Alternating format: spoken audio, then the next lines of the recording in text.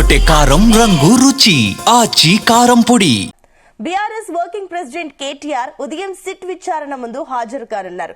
ఈ మేరకు ఆయనకు స్పెషల్ ఇన్వెస్టిగేషన్ టీం నిన్న నోటీసులు జారీ చేసింది. రాష్ట్రంలో సంచలనం రేపిన ఫోన్ ట్యాపింగ్ విషయమై జూబ్లీహిల్స్ పోలీస్ స్టేషన్లో ఉదయం 11 గంటలకు విచారణకు రావాలని నోటీసుల్లో పేర్కొంది. అయితే నోటీసులపై కేటీఆర్ స్పందించారు. తానే తప్పు చేయలేదని, విచారణకు హాజరవుతానని, ఈ కేసు విషయమై 2 రోజుల క్రితం బీఆర్ఎస్ మరో కీలక నేత హరీష్ రావును సుదీర్ఘంగా 7 గంటల పాటు విచారించింది. ఆ విచారణ సందర్భంగా హరీష్ రావు చెప్పిన సమాధానాల ఆధారంగానే కేటీఆర్ కు నోటీసులు జారీ చేసినట్టు తెలుస్తోంది.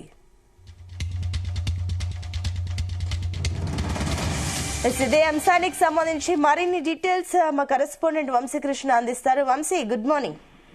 Good morning Sunitha. ఈ రోజు BRS party working president KTR SIT విచారణకు హాజరు కానున్నారు. ఫోన్ ట్యాపింగ్ అంశం పైన ప్రధానంగా మనం చూస్తా ఉన్నాం. గత 2 సంవత్సరాల నుంచి కూడా ఫోన్ ట్యాపింగ్ అంశం పైన విచారణ కొనసాగుతా ఉంది.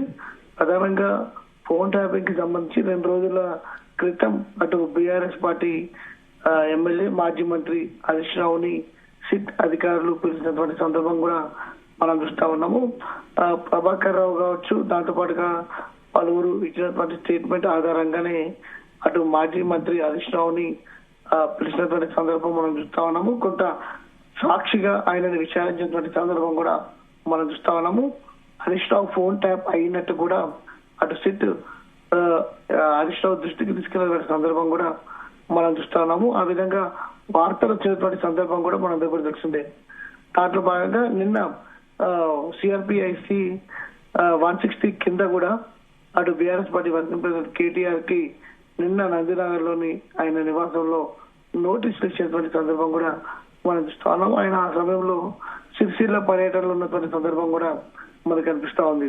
ఈ సందర్భంగా నిన్న BRS party working president KTR మాట్లాడుతూ కూడా తాను సిట్ విచారణకు హాజరవుతానని కూడా చెప్పడం జరిగింది. తాను ఏ తప్పు చేయలేదంటూ కూడా ఆయన వ్యాఖ్యానించినటువంటి సందర్భం కూడా మనందరికి కూడా తెలిసిందే.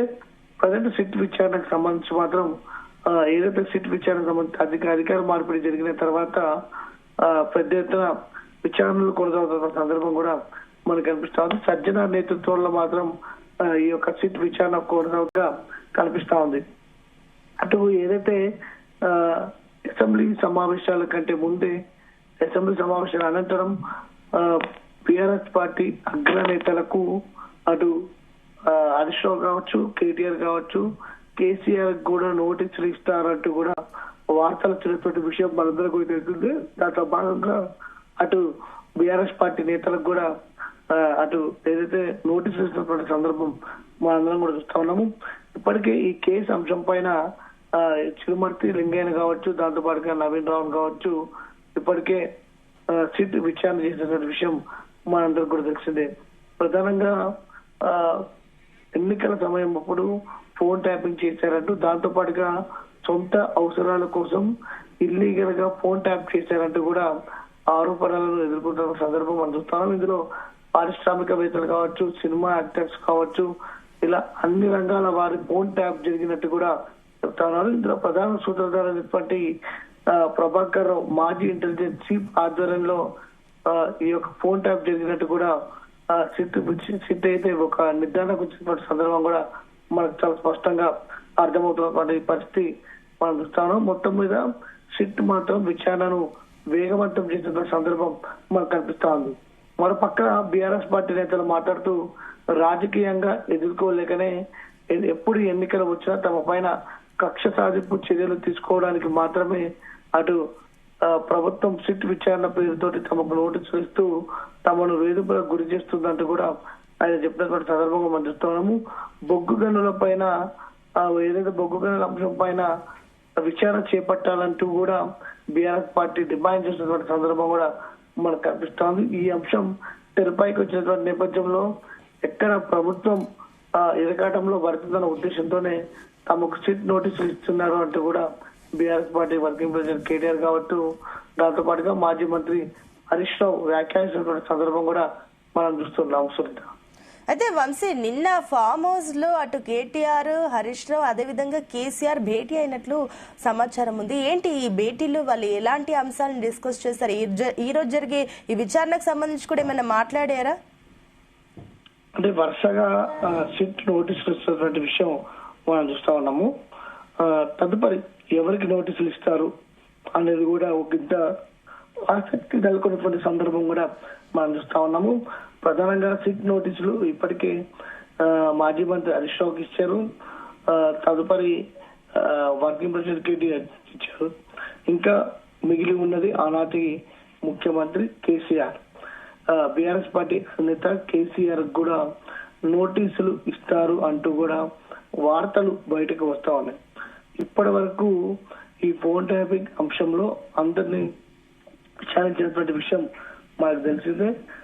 ప్రజెంట్ కేసు ఒక కొలిక్కి తీసుకొస్తున్నట్టు మాత్రం మనకు చాలా స్పష్టంగా అర్థమవుతుంది.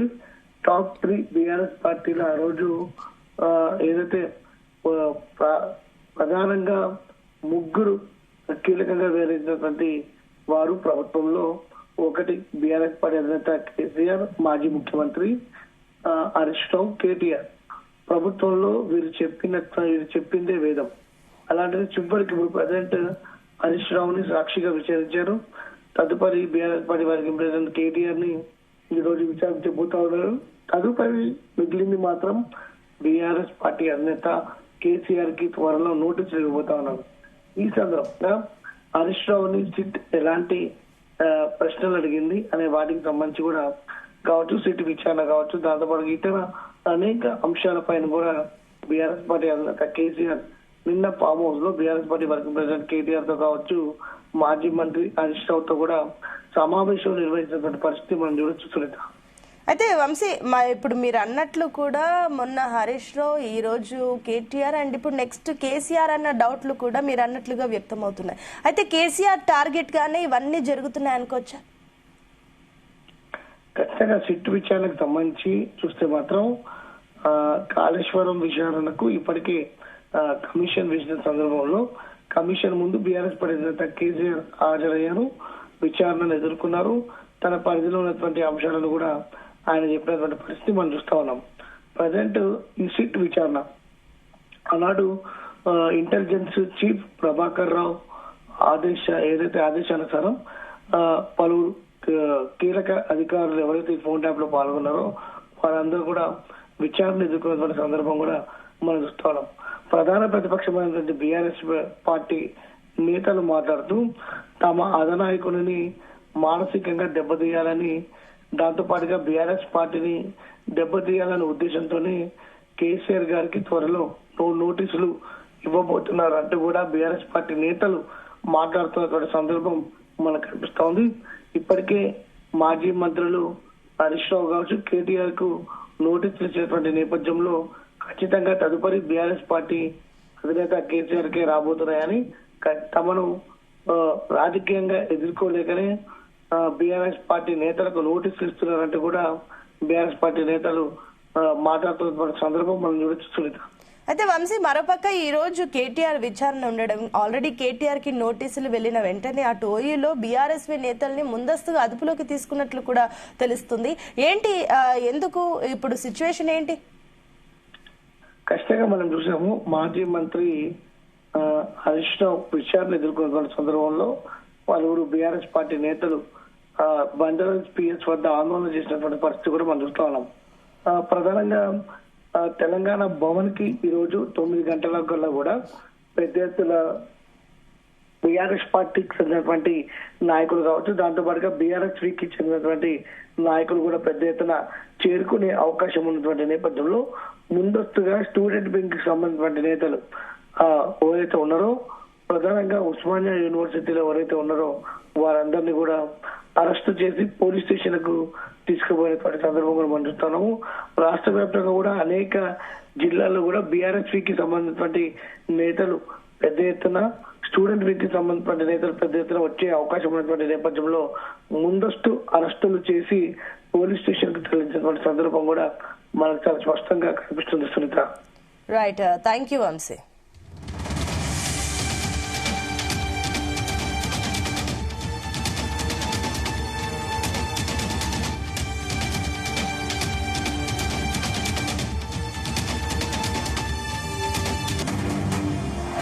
గుమగుమల వంటలే వంటలే తెరకొట్టే కారం రంగు రుచి ఆచి కారం పొడి.